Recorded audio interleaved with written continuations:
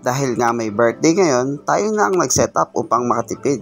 So bumili lang tayo ng lobo, saka yung letter cut ng happy birthday. Yan, binili din lang natin yan. Tapos lumang kortina, nilagay natin sa likod. Tela na available, in-skirting natin ng paganyan.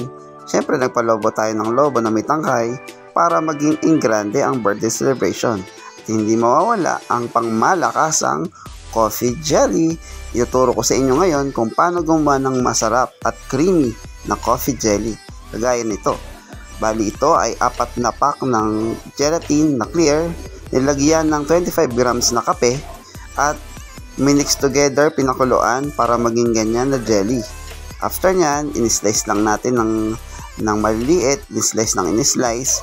Kahit gano'ng kalaki, walang sukat, basta i-slice lang in-slice. Tapos, lagyan natin ng mga gatas na gagamitin. So, mas mahalaga sa bawat isang pack ng gelatin, isang condensed milk. So, bali, 4 na pack na gelatin, 4 na condensed milk. Tapos, may extra pang isang creme densada ng Angels. Baka naman. So, ilagay na natin ang 4 na condensed milk. Correspond dun sa 4 na pack ng gelatin na may 25 grams na kape. So, pangatlo na to. Tapos, ilagay na rin natin yung pang-4. Yan, lagay natin. Taktak natin para masaid. And then, last one. Yan, so 4 na creme na condensed milk. Tapos, dagdag na natin yung isang lata ng creme densada. Yan. So, bago siya i-mix, lagay natin naman ay 5 pakete ng Milo.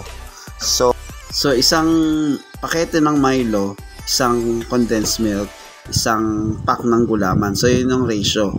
Ngayon, ginawa nating overload ang Milo, ginawa nating 5 para mas malasa siya at dagdag na rin, sarap. Ika nga. So, pero kung gumawa kayo at gusto nyo sakto lang, so isang pack ng Milo, isang pack ng gelatin, isang pack ng condensed milk. So, yun lang yung ratio niya.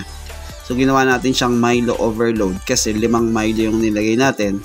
Tapos, yung condensed milk, sakto lang na isa sa bawat isang pack ng gelatin. Pero, may labis tayong Angels creme densada. So, bali naging overload din siya.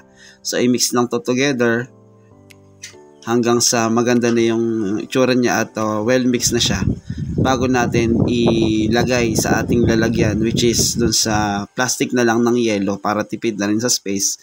So, ayun yung pinakamadaling lalagyan na meron. Pwede sana sa mga microwavable na lalagyan kung meron, pero kung wala, okay na yun sa plastic ng yelo. So, ihalo lang muna natin ng ihalo. Yan, si Shelo yung naghahalo hanggang sa ganto na yung itsura niya at well mixed na siya bago nyo ilagay sa plastic ng yelo gaya nito. So, syempre, bago ilagay sa plastic ng yelo, mahalaga na tikman muna natin ang ating ginawa bago natin ilagay sa plastic. Syempre, para ma-adjust natin ang lasa kung matabang ba or kailangan pa natin idagdag. Pero para sa akin, okay na to. Creamy, hindi masyadong matamis. Para siyang ice cream, yun yung aking taste niyan. So, tinikman na rin ni Shelo yung aming ginawa. So, approve sa kanya. So, pwede natin ngayon ilagay sa plastic ng yelo. Pinubuho lang ng ganyan. Kagaya ng paggagawa natin ng yelo. Yan, tuwing nagagawa ng yelo. Yan, ilalak lang natin na ganito. At yan. So, ganyan lang. At ilalagay natin sa ref. Nakagawa tayo ng 10 pack ng coffee jelly. So, yun. So, before the birthday celebration, syempre may pa-surprise tayo. Yan. So, ang may birthday, yan si Mama Seni Vidalio. So, sa wigo natin nilagay. So, yun. Yung letter cut ng happy birthday, ginamit natin sa likod ng kortina. Yun yung ginamit natin sa opening ng kanyang birthday. Syempre, meron tayong pa-cake. Happy 50th birthday, Mama Seni. So, bago natin i-set up from George, akin at Lani. Bigay namin yan sa kanya. Tapos, para maraming laman, so, puro hotdog sandwich and burger sandwich ang nilagay namin. Dahil, yung ibang handa doon na lang sa buffet table. So just to surprise the birthday celebrant kasi hindi niya alam na may handaan. So ayan, kami yung mga nagka-isa at nagka-kontsaba para na-surprise siya sa kanyang birthday party. So yun lang, maraming salamat sa inyong panonood. Once again, this is Tycoon TV at ina-upload din namin to sa aming Facebook page which is Team Journey. Salamat, till next time. Naiyak na agad.